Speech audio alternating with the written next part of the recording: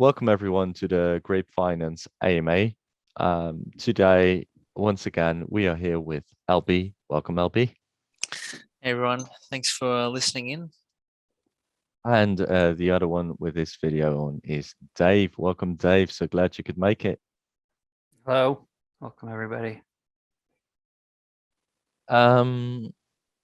We have a few questions. Usually when we have a few questions and I say it's going to be short, then a lot of questions will follow during the AMA. So I'm not going to say it's going to be short, but it just might be.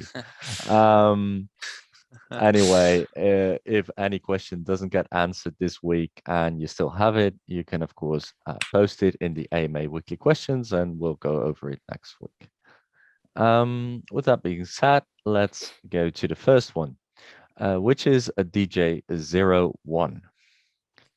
In regards to changing the peg to something else like USDC or DAI, this, by the way, is about us maybe moving away from MIM that we were maybe going to, that we're going to put a vote on and maybe do that, but it's a lot of hassle. So like we're on the fence about it. But in regards to changing that, if there are already Tomb folks pegging to these, a Frozen Walrus is USDC, Venomous is DAI, would this impact Grape in any way if we were to copy their peg? I.e., could new investors go to the other Tomb folks instead of coming to Grape? Typically, you don't see two different Tomb folks pegged to the same coin. Is there any reason this is the case, or is it just the way things have panned out with Tomb folks to date? Well, to start that, actually, you do see a lot of Tomb folks pegging to the same coin, especially on the Phantom network. You see a whole lot of Tomb folks or seniors protocols really pegging to Phantom, and also in AVAX, especially in the beginning, there were a lot pegging to AVAX. And so now, yeah, I guess we're just one of the ones pegging to a stable coin. And of course, there are different stable coins. But maybe LB, you want to answer this question a little bit? Yeah, exactly. I mean, it's not really, it's pretty common to see Tomb folks pegged to the same thing. Maybe different ratios of the same thing. I guess in the sort of more of the bull markets, late last year, kind of early this year, when Tomb folks were really kind of going off and the market was in better condition, you had a lot more Tomb folks pegged to the L1 coin, like you said, Phantom. Pretty much every Tomb fork that launched on Phantom was pegged to Phantom. I mean, Tomb, 2 ohm, 3 ohm, and then all the ones around that one as well. Correct. And then Scarab as well. That's one of the older ones as well. I mean, they're all pegged to like the layer 1 coin. Then you had, same as AVAX. Pretty much they all started out pegged to AVAX as well. Piggy Finance. Kitty. And Kitty Hermes, as well. Hermes Hermes. Yeah. And I mean, you had some stablecoin ones. I mean, I guess back then it kind of made more sense to be pegged to the layer 1, I guess, because you were kind of, everything was kind of going up, so it was all right. It made more sense. People wanted exposure to those coins, so it makes more sense to have a peg to it, because then people want to get exposure to it, but then also want the high yields in the farms. But saying that the stablecoin peg is not like something unique. Obviously, Basis Cash was pegged to a stablecoin, and that was well before Tomb even. That was kind of the idea of it. Even it was kind of making an algorithmic stable coin, which is actually pegged to a stable coin. But back even in February, I'm pretty sure Miniverse pegged to USDC then. I'm pretty sure Charge DeFi was pegged to BUSD. I mean, they do the rebase, so it's technically different, but they are pegged to BUSD. And then on Phantom, when they launched recently, it was USDC. So I mean, I guess the idea is that and USDEX, the USDC as well. So I mean, the idea is that it's not uncommon at all. It's more so, people. There'll be people in the Tomb Fork space that kind of have some bags in different communities to get exposure to different communities, different APRs, and because all the farms will be different, different APRs and whatnot. There's different risk layers, and people. It's good to diversify as well. You don't want to be all in one protocol. It's kind of a risk for you as an investor to do that. So I don't think it's an issue. It's not something uncommon either. I think it's good here to understand also why you would be pegging to a certain coin. For example, if you go to a layer one, you already touched on it. Like it was a good idea back then to be pegged to a layer one because everything was going up. That just means that if you're pegged to a layer one coin and that one goes up, you automatically also go up. Because of how liquidity pools work. And if it goes down, you automatically also go down. Well, not in relation to the coin you're pegging to, but in relation to the dollar, which is what we're talking about right now. So when you're pegging to a stable coin, you follow the dollar, as it were. As if the dollar goes up, you go up, and if the dollar goes down, you go down. But that, for a lot of people, that feels stable because the dollar feels stable. And as such, it doesn't really matter which stablecoin per se you take, right? Or whether you are the only one taking that specific stablecoin. It's just that you take a stablecoin that you feel good with. And USDC, for example, has a very good reputation of keeping its bag and also being very safe. However, it's very centralized, right? It's not decentralized at all, and therefore it would be if you go for it ideologically, it makes much more sense going for MIM or Magic Internet Money.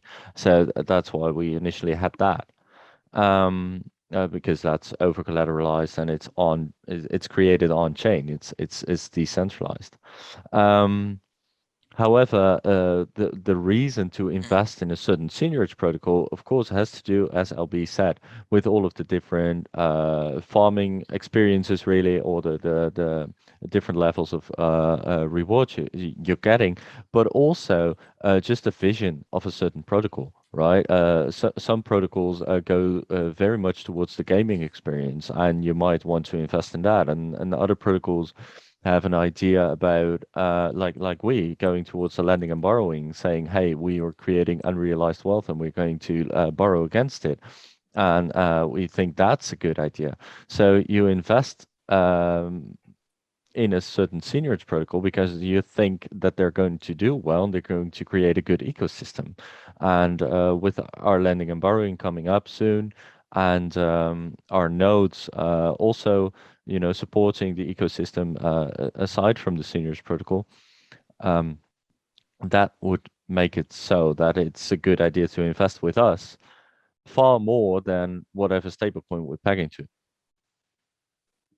Yeah, that's perfect. Yeah. And I think, at the end of the day, if it comes down to where we need to shift away from MIM, we're not going to stray away from a coin that we feel is good to peg to just because someone else is in it. We're kind of making our own thing, and we're going to have our own journey regardless of what other projects are doing. Definitely. Exactly. All right. Then we can move on to the next question, which is from Fizzle. It's an interesting one. I've read it already. The question came up in the Seigniorage Circus State of the Market the other day. People who don't know what the Seigniorage Circus is, it's an organization that combines a lot of seigniorage protocols, or at least as they say to have expertise in seniorage protocols, and they also have campaigns and everything. Check them out if you haven't already, because they're pretty nice. Question came up in the senior circle state of the market the other day about what the purpose of the Grape Treasury investments is. My first thought was to make money to support PEG. But then I realized that's not the point of a seniorage protocol. PEG shouldn't be supported artificially. Real demand from the market should support it. And then I thought maybe it's like a marketing tool. Grape invests in Walrus, Walrus invests in Grape. And then both protocols get exposure to the members that are not investors in both. And the third thing I thought was, well, there's money there, might as well invest it. So what is the ultimate goal of the Treasury / DAO investments? I think this is a pretty good question. Mm-hmm. Yeah, well, I guess it's kind of a marketing thing, like a little bit of a marketing thing. Obviously, with Walrus, I don't think it's like more of a marketing thing because we already do like a lot, since the beginning anyway. With Dex and EMP as well before it was kind of, like bring the community together because they were kind of, both of those are strong protocols that we already don't have like a partnership with. So it's kind of like a marketing thing in that regard. But it's mainly we have money in the DAO, and we already know that US dollar, like first of all, it's important to have liquid funds. Like it's very important to have cash, because when you run any company or anything that has expenses, you need cash, because if you don't have cash, well, then an expense that comes up, how are you going to pay for it? If you only have assets, you would need to sell those assets to pay that expense. And so it's not really, doesn't make sense to be all in assets and not have any actual liquid, essentially cash that you can use for whatever you need. And maybe it's a little bit of a surprise, but it actually costs a lot of money to run like a crypto project is decentralized. But the marketing costs in this space are pretty ridiculous, I'll tell you that. And some of the dev costs can be pretty crazy too. So I'm pretty sure, running total, Grape has spent about like over 200 grand in cash to date on marketing and some development stuff. And that's not including what has been given out in the wine token. So that's not including the wine token, which would be a lot. So that's gives you an idea. Like it costs money to run, so we need cash to keep it going, basically. But the problem is that you have cash. We already know that cash is losing value very fast, or losing purchasing power very fast. Official number 8%, 8.6%, whatever. But it really depends when you want to buy. If you want to buy fuel or petrol, it's not 8%. It's a lot more than 8%. If you want to buy several, if you want to buy some food items, it's 20%, 30%. So it's at least 8% is the idea. And the problem is that you have cash sitting. It's kind of like melting at 8% minimum per year. So you kind of need to use it. And part of that use comes in the form of paying for things for development, paying things for marketing to kind of expand the growth of the platform. But also, we have the cash, we may as well use it, put it into protocols that I feel that are strong, that also generate pretty reasonable returns, to generate some sort of income that can at least cancel out the rest of the inflation experience on the cash. So we're not investing all the money. Like we're not an investment fund. We're not like we didn't raise money to be a hedge fund or to be like a node project that is like an investment fund that returns investments, it returns the investment to the investor, so to say. It's more so we have a treasury, we'll invest it to support the project, which then supports all the investors anyway. This is kind of what a tomb fork, I guess, is like the goal of it.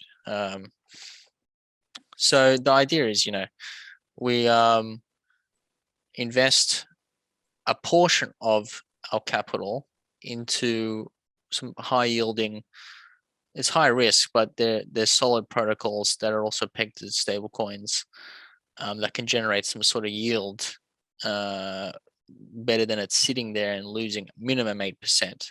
But in saying that, we still need to keep cash so that we don't have to, like, if we need to pay for something, we don't want to sell our AVAX that we have because it's a stupid price now.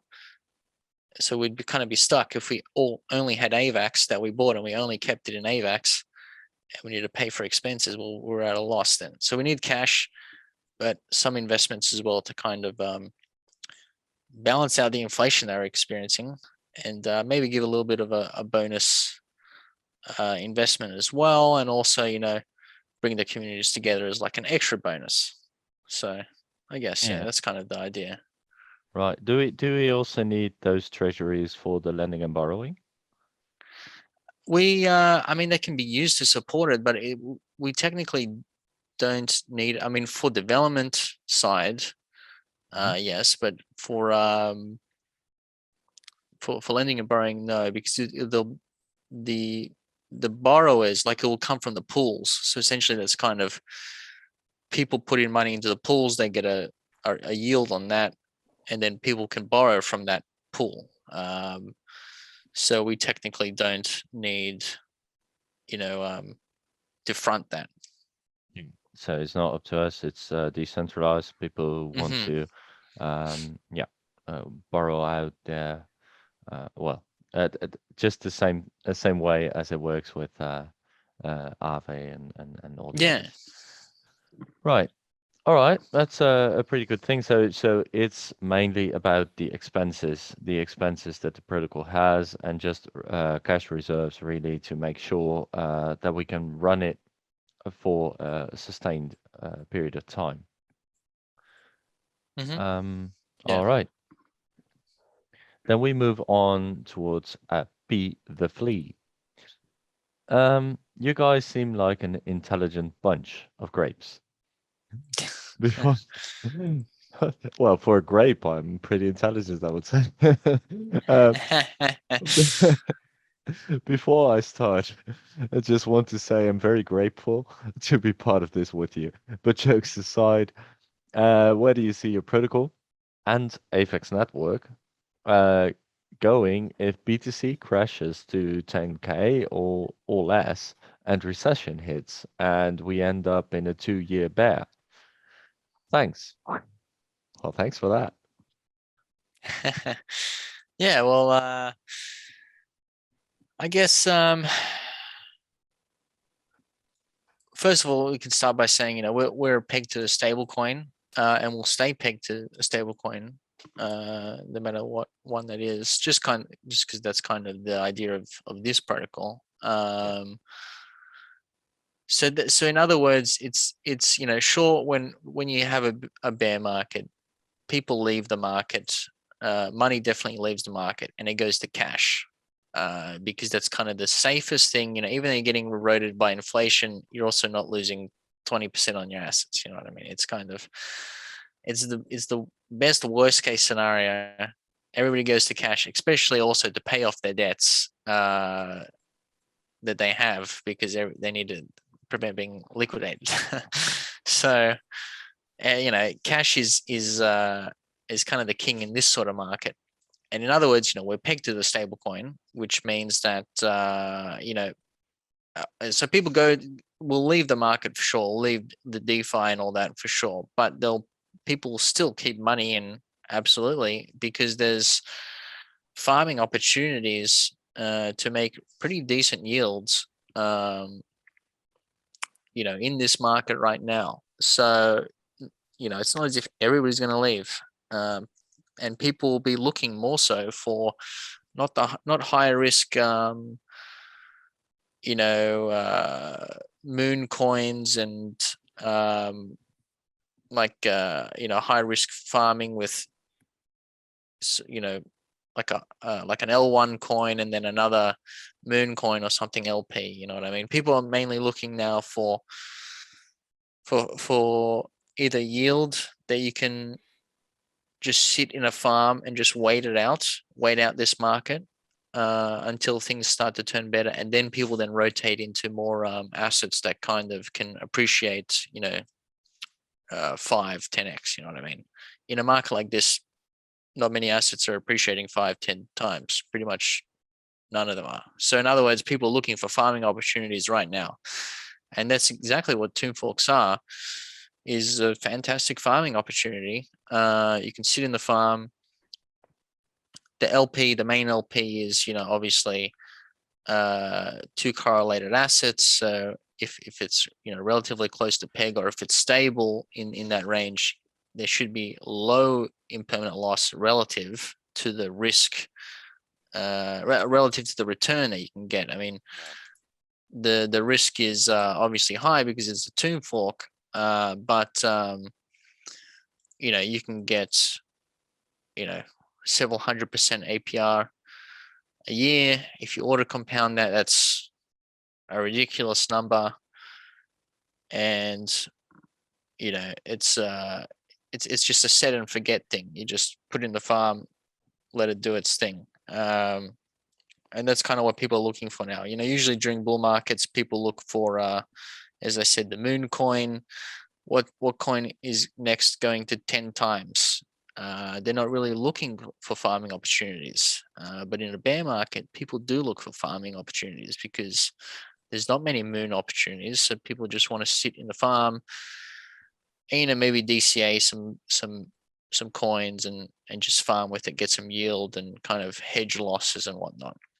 So, we're pegged to stable coins, so that kind of is good in that regard, that we not exposed. No LPs are exposed to, AVAX or or Bitcoin even. You are, it's essentially US dollar peg, but with pretty reasonable farming returns. Obviously, the risk is high, but there is, you're not getting exposed to the price swings of AVAX by doing so. So I think this kind of market, helps. It's better. It's almost better than a bull market for stablecoin pegs. Maybe not like a drastic 30% down on Bitcoin week isn't good for anything, but like a sideways down market is almost good for a stablecoin peg. Tomb Forks, you know what I mean? So and I think if Bitcoin goes to 10K, that's totally fine. I'll buy some. Yeah, me too. That's a very good price. I'm actually looking more like 15,500 or so, but 10K would be good. I wouldn't mind. Do you have anything to add to that, Dave? A little bit, I think. I mean, if we look back, we've had a few pretty big BTC downturns, and Grape has almost gone up a little bit in those dumps as they were. And similar to AVAX, right? Like AVAX down 75 to 80% from where we started. Grape's still $1. So don't worry too much about the price of Bitcoin. If people aren't selling their grapes and they still see value in the grape price is going to be just fine. Yeah, this is I think the thing. We are not a moon coin actually, like Grape especially isn't. So what happens if there's a bear market? As you said, LB, a lot of people are going to leave the market. So that will take away money from us as well, because money is just leaving the market. So that includes us. Um, but as you said, Dave, and I think you're right there.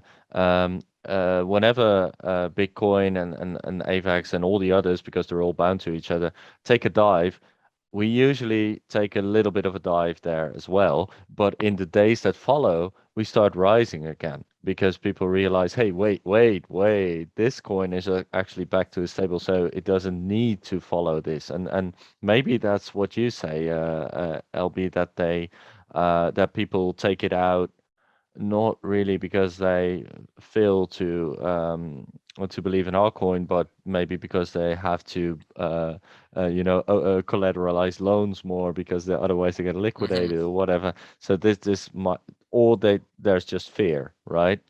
Hmm. Um, but then there is this recovery for us. However, and if we then, so that's for the bear market, where we won't be doing so badly, I would say. And if there's a bull market, then it might be more attractive to be investing in coins that pack to a layer one or whatever.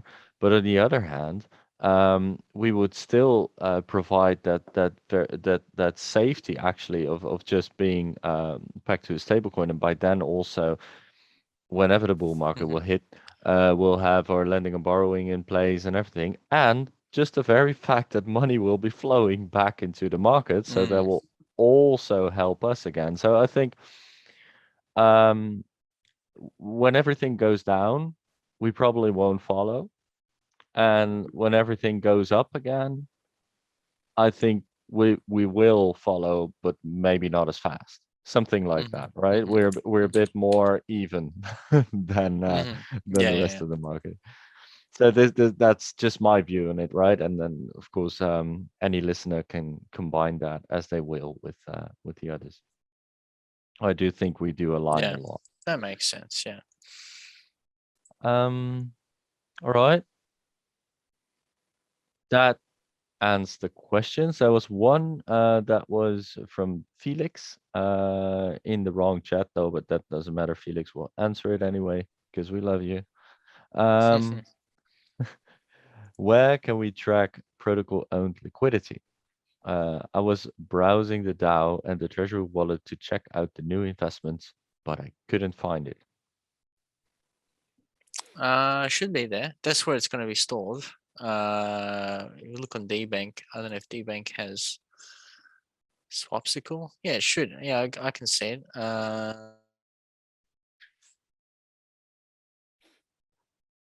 It's got a decent amount of grapes, some MIM, USDC, um, and then it's got the Grape MIM Swapsicle LP. It's got about 150K of that. That's Mhm.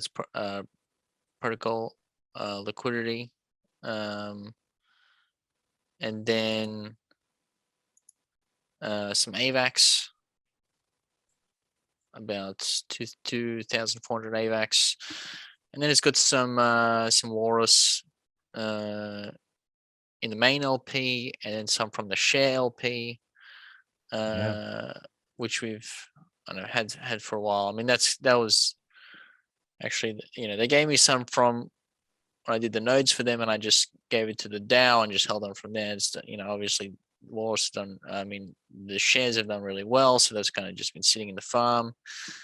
And then we added to the LP over the last sort of like 2 weeks slowly. I mean, those damn what's it called sandwich bot they have there. It's ridiculous. What You have where? to buy like really small amounts on their on the walrus pair. Mm. Oh, that If you sucks for buy, them, man. yeah, if you buy like 2 grand, um, you just get sandwiched. You have to buy like really small and then keep the slippage really low. So it kind of means you have to build into the position kind of slow. Um, but I'm surprised we don't really get sandwiched. I think maybe it's because the routing on Trader Joe.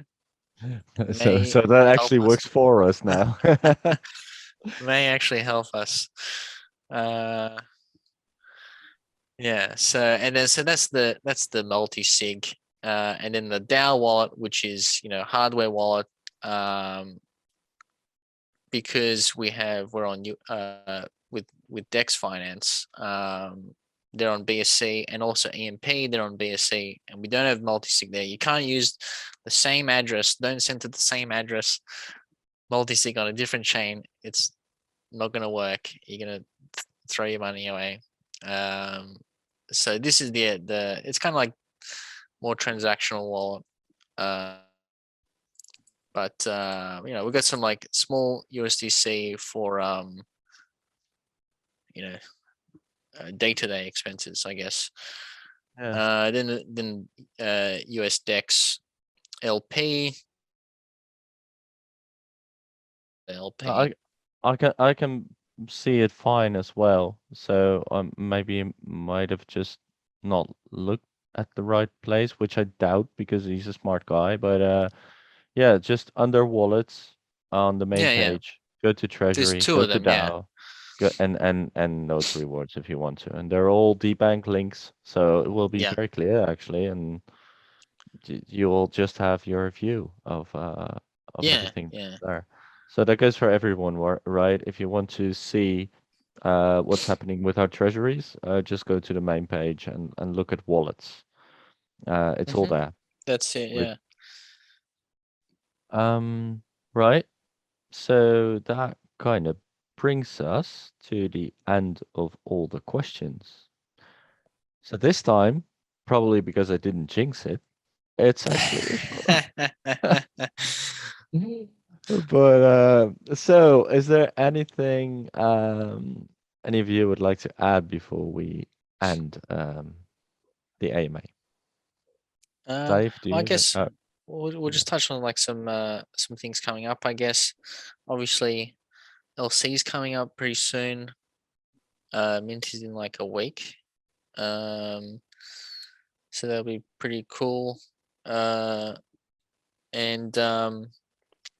also a couple new games coming up. Miniverse, Nate from Miniverse is making a couple new games and releasing them for us pretty soon as well. So that'll be another cool thing to add to the slots. And then we have our game, which is pretty much done. It's just like finalizing a couple things, and also I kind of want to, I don't know, it's in tight spot now with launching too many things in one go, with like LC and then the game. But with the game, we're going to have the mint of the NFTs, and I'm going to allow either in AVAX or in Grape mint. We do need some, This is the winemaker game, just to be the clear, winemaking right? game. Yeah, Yeah, yeah, yeah. yeah. Because there are multiple games right now that There's we have there's a we couple have of more things. games. But this is our own game, the winemaker game, for which we're going to have our own NFTs. So Yeah, just to be yeah, clear about what you're talking about. Yeah. Go on. yeah. That's it. Yeah, yeah. And we'll release the docs for that pretty soon. They're pretty much done, and I just add some graphics in there, and you can have a read. And I mean that will launch pretty soon. I don't want to kind of like take away from LC. I guess maybe we'll launch next week. I mean, the week after next. I guess it's Sunday now. Just post like the start of the mint, and then we'll have there'll be a mint for those NFTs, which will be in Grape or AVAX. You can choose.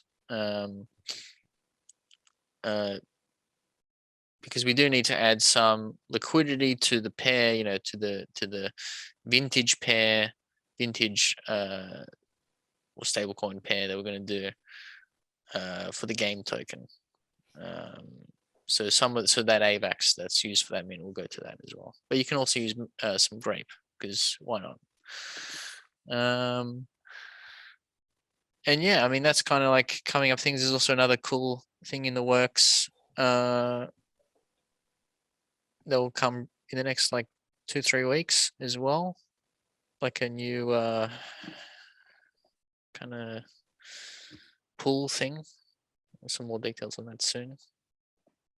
Whole thing. Yeah, pool. I don't give too much away. It's yeah. That is, yeah, all right. Okay, really cool. Dave, do you have anything to add? I think LB pretty much touched on it. Did a bunch of work on said winemaker game, so I turned in all that stuff to him. So it's rolling. Should be cool. Yeah. Awesome. Well, I myself, there's a DeFi chess tournament coming up, which is going to be That's right. someone, Yeah. yeah, it's next week, and it's how these guys call themselves again? House something. Cardinal Yeah. House. That's it. Yeah, yeah. Cardinal House. Yeah, Cardinal House is organizing a DeFi chess tournament, and well, I'm not sure if I'm a good chess player, but as essentially, I might just be the best of the team. So I'm gonna play those chess games. Um, the 5th, which is in 2 days from now, there's going to be what Cardinal House says is a trash talk event. So I'm probably gonna put some sort of a hip hop hat on and try and trash talk someone. I think I'm trash talking. I forgot whom I'm gonna trash talk, but Magus Finance. I'm gonna trash talk Magus Finance, or at least try to. But this trash talking is supported by the community. Like first, it's 5 minutes of just us coming up with good things, and then the community can come up and make it a lot better, right? Because it's not really my thing to talk shit about people. I like action. I like actions before words. But I'll try. Do my best. And then on the 9th of July is the actual tournament. So be sure to tune in there. Of course, we're going to announce all of it. Make sure that you know where to go. But it's going to be fun. It's just a chess tournament. I think there's some betting involved as well, but I'm not too sure. I really you should go and check it out at Cardinal House and see what they've got going, because that's all fine. Like I'm gonna announce that a little bit later today, and link their Discord as well so that people can go and have a look there. I've also recently announced, the updates on the swap score LPs. So go and read that announcement, right? Swapscore is upping the amount of pops they're granting to our LPs, which is pretty nice. And also in Swapscore, because I've been to their event, so I've got a lot with Swapscore going on. Also in Swapscore is that they have a new how do you call it? What do you call MetaMask? What is MetaMask? Is that a contract interaction program, or what is this thing? A wallet keeper? Yeah, you'd call it a wallet. Yeah, a wallet. So Yeah. so they've created their own wallet, um, which is called Iglo.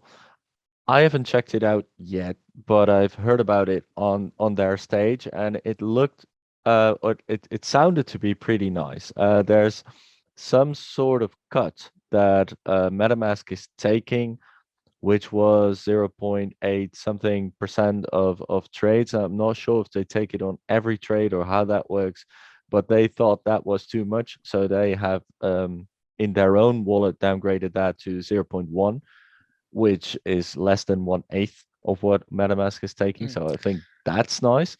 And aside from that, they also wanted to add some features, right? So, for example, they want to make it so that you can see your NFTs in your wallet, and just and add some other features. I don't know them by heart anymore because it was a big day, but it sounded pretty nice. I'm gonna look into it and see if I want to use it. I probably will. They have already launched it because this is the way they go about things. They're kind of like you, LB. They just make it first, and then launch it and then announce it, right? So it's already there. Go and have a look. Yeah, that's all good. And yeah, I think that's about it.